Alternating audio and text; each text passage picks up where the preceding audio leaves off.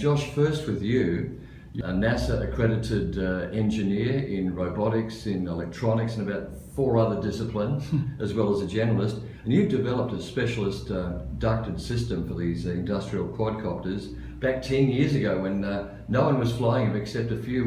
What's it like now to see everyone catching up? Sure, it's been great being a pioneer in this industry and working with great people like NASA, doing a lot of trials in the US in the past.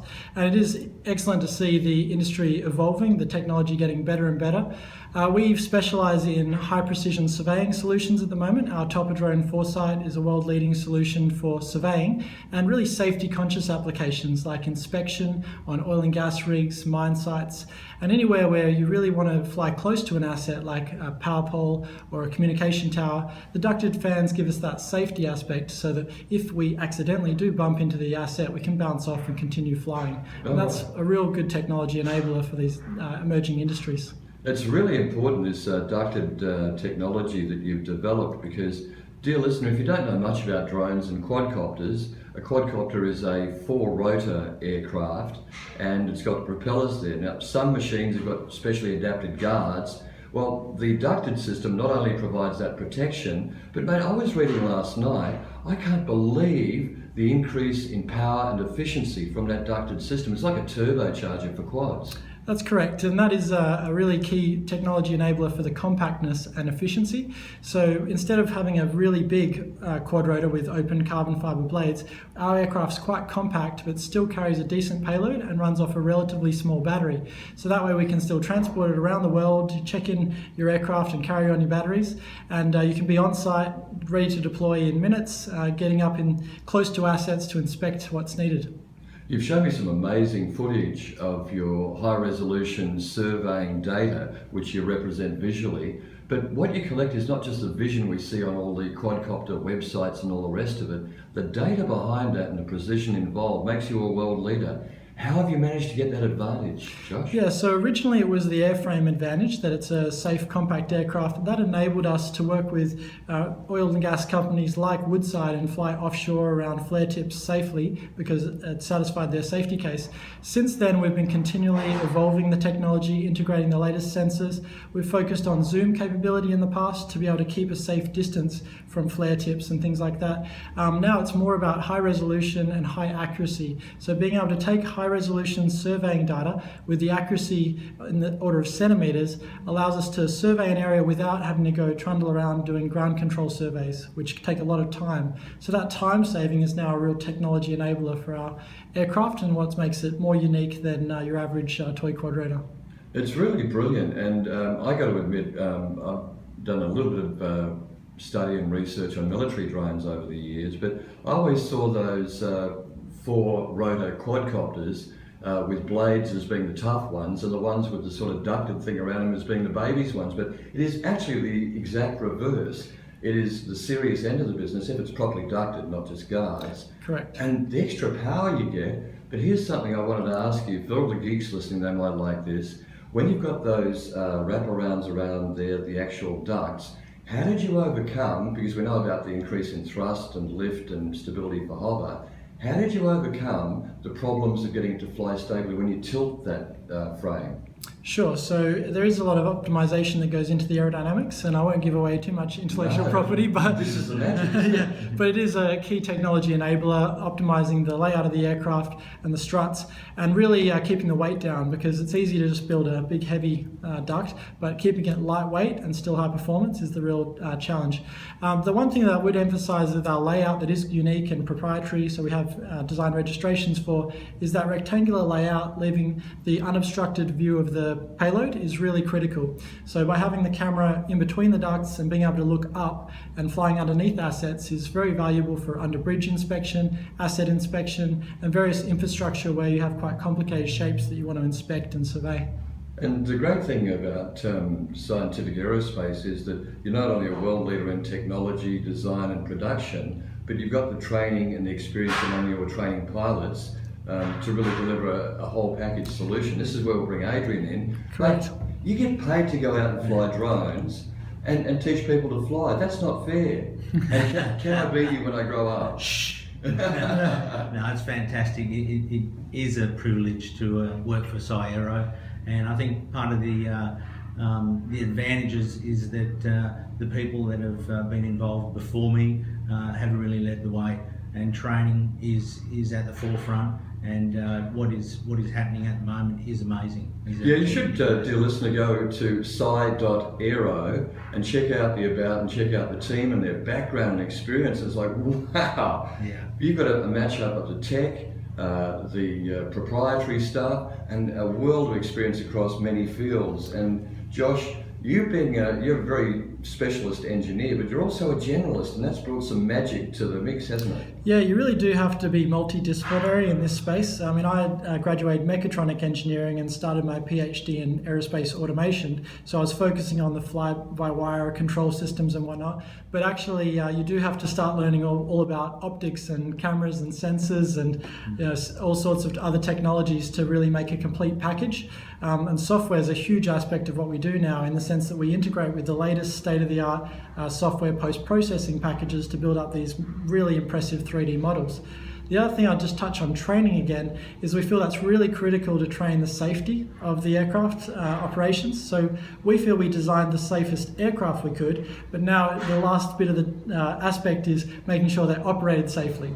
Now, we can only do so much with our software to keep it geo-fenced and limited in altitude and not flown where it shouldn't, but it still comes down to the pilot's responsibility to keep that aircraft safe, and hence why we really pride ourselves on training. And we've been the world leaders, or the Australian leaders in multi-rotor training for the last couple of years, and more recently we've refined our course, and we're running one next week that we're going to be continually improving that syllabus to make sure people are trained to the highest standard possible. Now, there's a couple of different training levels. Like from a noob like me who's got himself his Phantom 4, if because it's under 2 kilogram under the new rules, I can simply register and fly commercially up to a point.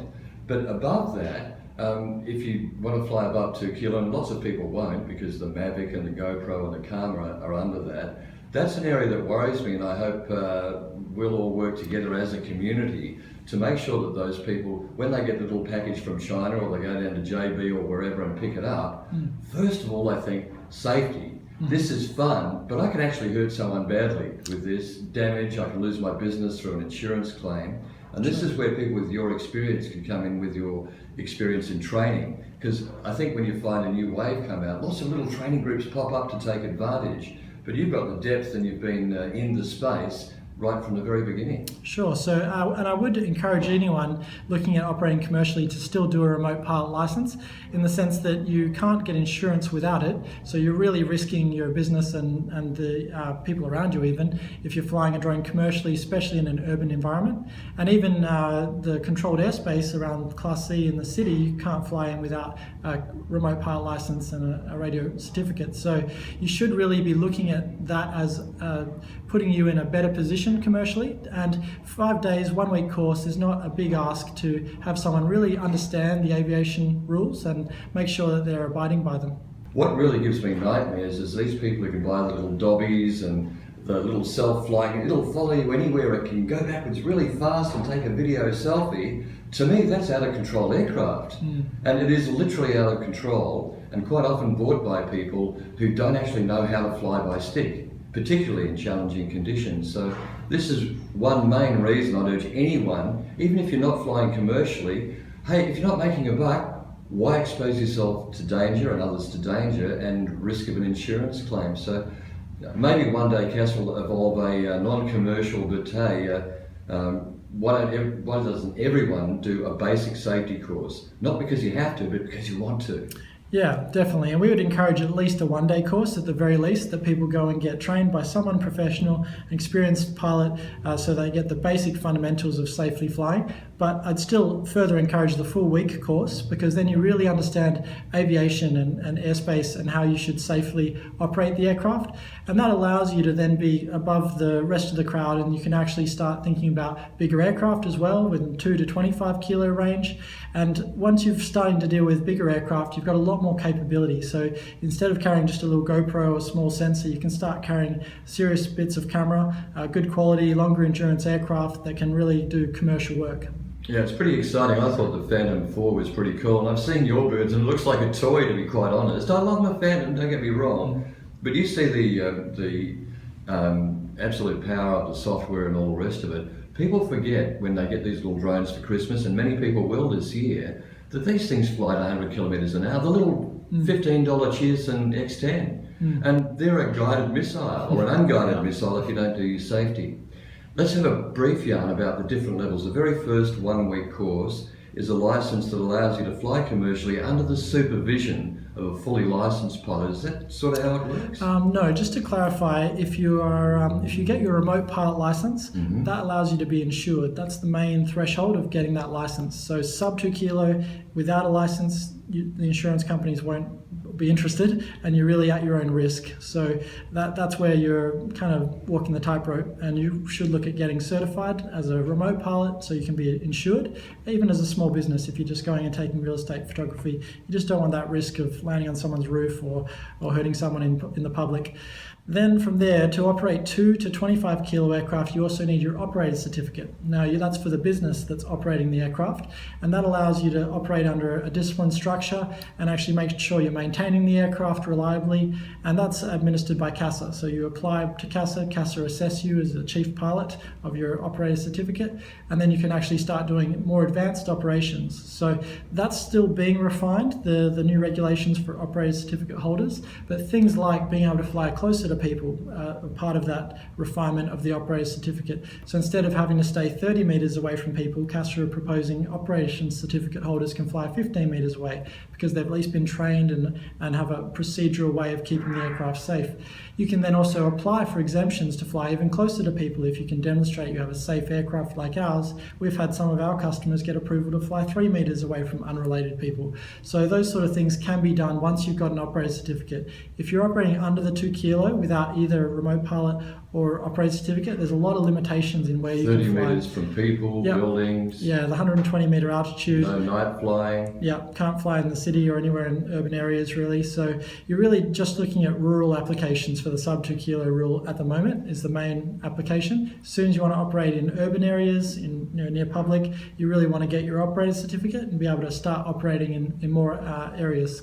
I think we really need to focus on people like you and CASA, because I didn't realise when I had a loaned P4 before I bought it, I went down to the park opposite the city in South Perth at dawn and took some really nice video. I was actually breaking the rules, and it didn't occur to me that would be so. So I would hate for anyone listening to make an investment of time and passion in their bird and end up not being able to fly or having to pay a fine up to $5,000. And if it's all right with you, I'm going to drop you in it. I hope in an ongoing way I can come back to you guys and do some regular safety stuff, because I've been bitten by the bug and I'm passionate about flying. And the only way we can fly free is to fly safe. So correct. Do you reckon I might be able to come back and bother you for some more safety You're spots? welcome. Anytime, mate. That's great. And the other thing is that even if you're not flying commercially, set an example for your kids who might be the new wave of a whole new mode of employment. There's going to be more and more pilots needed. If you set a great example for your kids, girl or boy, as they're coming through with their Christmas mini drone or whatever, and put them into a training course, not only does it teach them discipline, keep you safe and stop you from getting sued, but it also creates a pathway for them to an actual real career. And Adrian, are you having any fun in your career? Yes, I'm getting paid to do it as well. So this is where you can go if you do it safely. It is amazing. And Australia is really leading the world in UAV technology and the safety. So I recommend it. There is certainly a future if you want to fly commercially, and even if you don't want to fly commercially and you want to just fly your own aircraft, as Josh mentioned, you could do the 1-day course on the aircraft that you would like to fly as a minimum, and there's many options out there. It's really terrific. I'm looking forward to giving people some more detail. And dear listener, training isn't about restriction, it's about safety, so you can enjoy your flying. And the more people we get to build that culture of safety, the more fun we're going to have and our listeners are going to have.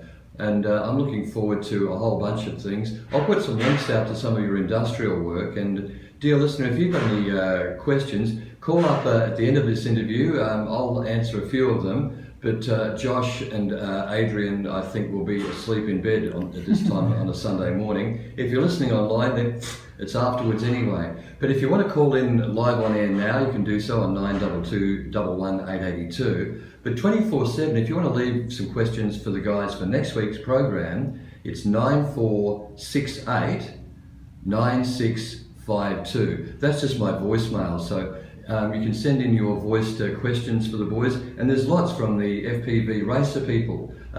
If you can't fly your bird out of line of sight, how do we accommodate FPV racing, which is responsible? I'll give you a hint, the answer's in the clubs. And guys, a final word before I finish off this session. First of all, I hope you talk to me again, because this has been fun. Yeah, thanks very much for having us, and we are excited to be advocates of safe drone operations. And if anyone does want any more information about our Topper Drone Foresight high precision aircraft, feel free to visit sci.aero, and if you Google scientific aerospace, you'll find us.